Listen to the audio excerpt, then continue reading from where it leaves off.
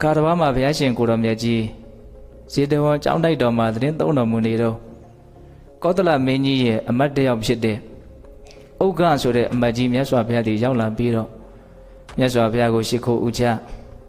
တင့်တင်လျှောက်ပတ်တဲ့နေရာမှာထိုင်ရင်းနဲ့မြတ်စွာဘုရားကိုစကားတခွန်းလျှောက်တယ်မြတ်စွာဘုရားတဲ့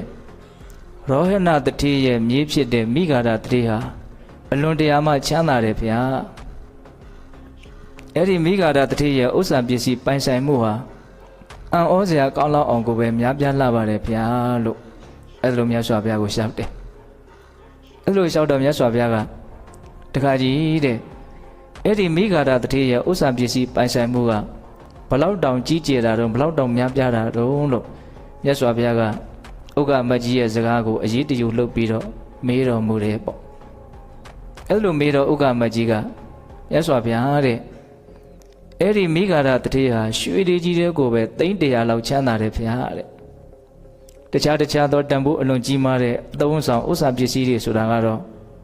ရေတွက်ဖို့ခက်ခဲလောက်အောင်ကိုပဲအများကြီးပိုင်ဆိုင်ထားတယ်ဗျာအဲ့လိုလျှောက်တော့မြတ်စွာဘုရားကတခါကြီးတဲ့အဲ့ဒီဗဂတိဥစ္စာပစ္စည်းတွေကိုဥစ္စာပစ္စည်းတွေမဟုတ်ပါဘူးလို့ငါမဆိုလိုပါဘူးတဲ့ဒါပေမဲ့လို့အဲ့ဒီဥစ္စာပစ္စည်းတွေဆိုတာရေမင်းမင်းခိုးသူမချစ်မနစ်သက်သောသူလို့ဆိုတဲ့ရန်သူမျိုး၅ပါးကဖျက်ဆီးမယ်ဆိုလို့ရှိရင်လွယ်လွယ်လေးပစ္စည်းသွားနိုင်တဲ့အတွက်ကြောင့်တကယ်တန်ဖိုးမြင့်မားလာတဲ့ဥစ္စာပစ္စည်းတွေလို့တော့မဆိုနိုင်ဘူးတဲ့တရားဓမ္မတို့ဦးဇင်းတို့ပုထုဇဉ်တဘာဝအလွန်တန်ဖိုးထားနေကြတဲ့ဥစ္စာပစ္စည်းတွေဆိုတာကိုထင်ထားသလောက်ကြီးတန်ဖိုးမြင့်လာတာမဟုတ်ဘူးလို့မြတ်စွာဘုရားကအဲ့လိုဟောတာအကြောင်းပြချက်ကဘာလဲဆိုတော့ဖြည့်ဆည်းမဲ့အရာနဲ့တွေ့ရင်လွယ်လွယ်လေးပျက်စီးသွားနိုင်လို့အာမခံချက်မရှိလို့ပေါ့နော်ဟောဒီလူလောကကြီးမှာဘယ်လိုရန်သူမျိုးကမှလူယူဖြည့်ဆည်းလို့မရတဲ့စစ်မှန်တဲ့ချမ်းသာကိုလည်းပေးနိုင်တဲ့အလွန်တန်ဖိုးမြင့်မားတဲ့အတွက်ကြောင့်ပညာရှိသူတော်ကောင်းတွေအလွန်မှတန်ဖိုးထားပြီးတော့မျက်နှိုးတော်မူကြတဲ့ဥစ္စာပစ္စည်းကြီး9မျိုးဆိုတာရှိတယ်တဲ့အဲ့ဒီဥစ္စာပစ္စည်းကြီး9မျိုးကိုပိုင်ဆိုင်ထားမှသာလေလူလောကကြီးမှာတကယ်ချမ်းသာတဲ့ပုဂ္ဂိုလ်တယောက်လို့ဆိုနိုင်မယ်လို့အဲ့လိုမြတ်စွာဘုရားအမိန့်ရှိပြီးတော့ဂါထာ2ပုဒ်အဲ့ဒီဥက္ကမကြီးရှောက်တဲ့စကားကိုအကြောင်းပြုပြီးတော့အနီးဝန်းကျင်မှာရှိတဲ့ပိဋကတ်ကိုမြတ်စွာဘုရားဟောပြတယ်အဲ့ဒီဂါထာလေး2ပုဒ်ကိုအထိုက်လျောက်အတိပ္ပယ်အခြေချက်ပြီးတော့မှတ်သားကြည့်ကြမယ်နော်ပထမဂါထာကဘာပြောလဲဆိုတော့တတ္တဒဏံသီလဒဏံဟိရိဥတ္တပိယံဒဏံသုဒ္ဓဒဏင်္စစာဂောစပညာဝေတတ္တမဒဏံတခါကြီးတဲ့ဟောဒီလောကကြီးမှာစစ်မှန်တဲ့ချမ်းသာကိုပေးနိုင်တဲ့ဘလို့ရန်သူမျိုးကမှလည်းပဲလူယူဖြစ်စည်းလို့မရတဲ့အနှောင့်အယှက်ပေးလို့မရတဲ့တကယ်တန်ဖိုးမြင့်မားလာတဲ့ဥစ္စာပစ္စည်းကြီး9မျိုးရှိတယ်တဲ့အဲ့ဒီဥစ္စာပစ္စည်းကြီး9မျိုးကဘာတွေလဲဆိုတော့နံပါတ်1ယတနာမြတ်သုံးပါးရဲ့ဂုဏ်တတ္တိနဲ့ကံကံရဲ့အကျိုးကိုယုံကြည်ခြင်းလို့ဆိုတဲ့တတ္တတရားမိမိရဲ့ကိုယ်နဲ့နှုတ်ကိုအပြစ်ကင်းအောင်စောင့်စည်းထိန်းသိမ်းနိုင်ခြင်းလို့ဆိုတဲ့သီလတရား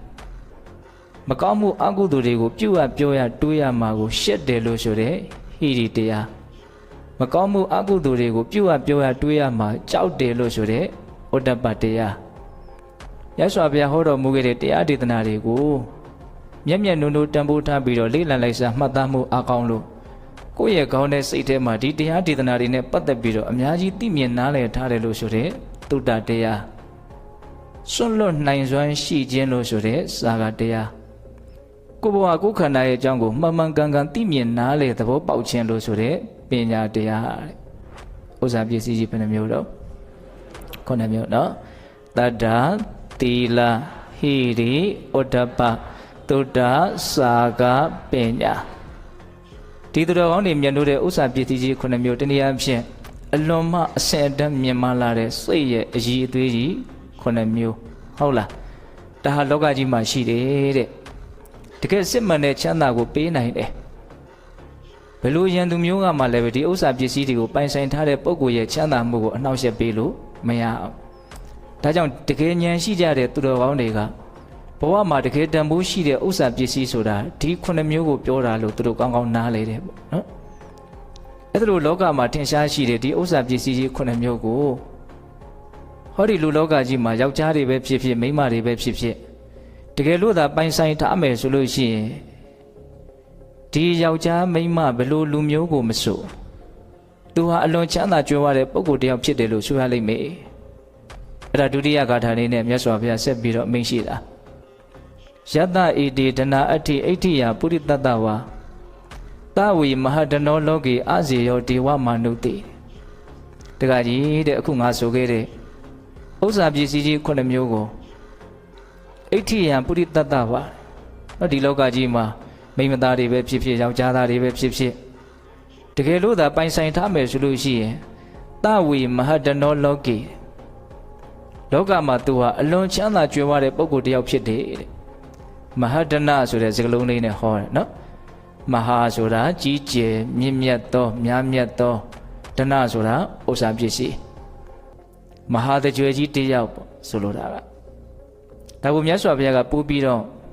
လေးလေးနက်နက်နဲ့နော်အားပါတဲ့စကားလုံးလေးသုံးပြီးတော့ထပ်ပြီးတော့ပြောတာကအာဇေယောဒေဝမာနုတိအဲ့ဒီစကားလုံးလေးကအလွန်ကောင်းတယ်အာဇေယောဒေဝမာနုတိ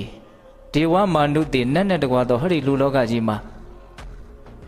အာဇေယောတဲ့အဲ့ဒီဥစ္စာပစ္စည်း9မျိုးကိုပိုင်ဆိုင်ထားတဲ့ပုဂ္ဂိုလ်ကိုဘယ်လူဘယ်နတ်ကမှမအောင်နိုင်ဘူးတဲ့သူ့ကိုအနိုင်ကျင့်လို့မရဘူးပေါ့ဆိုလိုတာက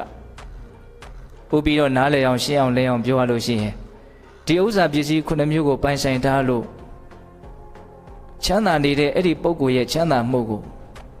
လူမပြောနဲ့နတ်ကတောင်မှလူယူဖြစ်စီလို့မရဘူးအနိုင်ထက်ပြုလို့မရအောင်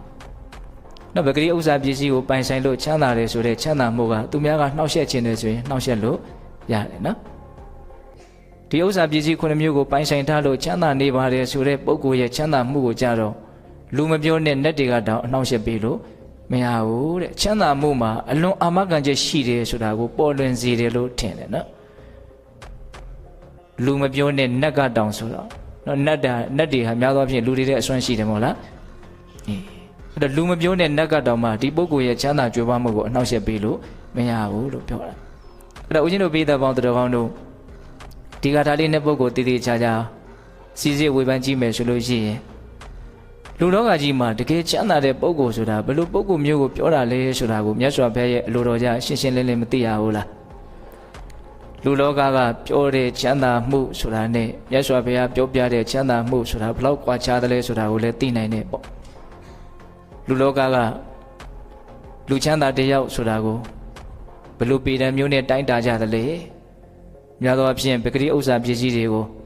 အများကြီးရှာဖွေပြီးတော့အများကြီးသိမ်းဆည်းထားနေစေဆိုလို့ရှိရင်ဒီလူတွေကလူချမ်းသာတွေဆိုပြီးတော့လူချမ်းသာတစ်စိတ်ကိုလွယ်လွယ်ပဲခတ်နေကြတာပေါ့နော်မြတ်စွာဘုရားကတော့ဓမ္မဒိဋ္ဌံကြကြရိုးရှင်းရှင်းပဲပြောပါတယ်တတ္တသီလဟိရိဥဒ္ဒပသုဒ္ဓစာကပညာလို့ဆိုတဲ့သူတော်ကောင်းဥစ္စာ9ဖြာနဲ့ပြည့်စုံမှသာလည်းလူချမ်းသာတယောက်ဖြစ်တယ်ပဂတိဥစ္စာပစ္စည်းပိုင်ဆိုင်မှုနည်းသည်ဖြစ်စေများသည်ဖြစ်စေအဲ့ဒါဟာအဓိကပဓာနမဟုတ်ဘူးပေါ့နော်အဲ့ဒီနေရာမှာလူလောကကလူချမ်းသာလို့ပြောတဲ့အပြောအဆိုနဲ့မြတ်စွာဘုရားရဲ့လူချမ်းသာတယောက်ဖြစ်တယ်လို့ပြောဆိုလိုက်တဲ့ပြောဆိုတဲ့စကားနှစ်ခုရဲ့ကွာဟချက်ကိုမြင်တတ်ဖို့လိုတယ်နော်လူလောကကပြောဆိုတတ်မှတ်ကြတာကတော့များသောအားဖြင့်အမှန်တရားနဲ့ဝေးတာပဲများပါတယ်ပဂတိဥစ္စာပစ္စည်းတွေအများကြီးရှိလို့အများကြီးပိုင်ဆိုင်ထားတယ်ဆိုရင်လူချမ်းသာတွေလို့ပြောတာပဲဥစ္စာပစ္စည်းတွေကြီးကြီးတဲ့ချမ်းသာပြီးတော့ပုံမကုံဖြုံးမကုံတန်းလိုက်အောင်ပေါ်များနေတဲ့ပုံကိုယ်တွေတောကတွေပရိဒေဝတွေနဲ့တချို့ဆိုရင်နေတိုင်းလိုမျက်ရည်နဲ့မျက်ခွက်မပြတ်အောင်ငိုကြွေးပြီးတော့စိုးရင်ပူပန်နေကြရတဲ့နော်အလွန်ဆင်းရဲလှတဲ့စီးစိမ်ရှင်တွေလူလောကကြီးမှာအများကြီးမရှိဘူးလားဥစ္စာပစ္စည်းတွေများများစားစားပိုင်ဆိုင်ထားတဲ့ချမ်းသာတဲ့လူတစ်ယောက်မဟုတ်ဘူးဆိုတာအလွန်ထင်ရှားတယ်နော်ဒါကြောင့်လူလောကရဲ့ပြောဆိုတတ်မှတ်ချက်ကတော့အလွန်တရားမှအမှန်တရားနဲ့ဝေးတယ်ပေါ့မြတ်စွာဘုရားရဲ့လူချမ်းသာတစ်ယောက်ဆိုတဲ့တိုင်းတာပြတဲ့နော်ဒီတိုင်းတာချက်ကတော့ဘလို့မှစောတကတက်เสียမရှိလောက်အောင်ကိုပဲမှန်ကန်တယ်နော်တရားတရားသီလတရားဟိရိဩတ္တပတရားသုဒ္ဓတရားစာကတရားပညာတရားဒီ9မျိုးသာတကယ်ပိုင်ဆိုင်အောင်ကြိုးစားထားမယ်ဆိုရင်ဒီလူဟာတကယ်ကိုချမ်းသာတဲ့လူတစ်ယောက်ဖြစ်မယ်။ဒါကိုတရားဓမ္မတို့ဦးဇင်းတို့တွေဟာလက်တွေ့ကိုယ်တန်တန်မှာအဲ့ဒီဥစ္စာပစ္စည်းတွေကိုပိုင်ဆိုင်အောင်ကြိုးပမ်းရင်းဖြင့်မြတ်စွာဘုရားရဲ့အဆုံးအမဒေသနာတော်တွေကိုထောက်ခံနိုင်ဖို့လိုအပ်တယ်ပေါ့။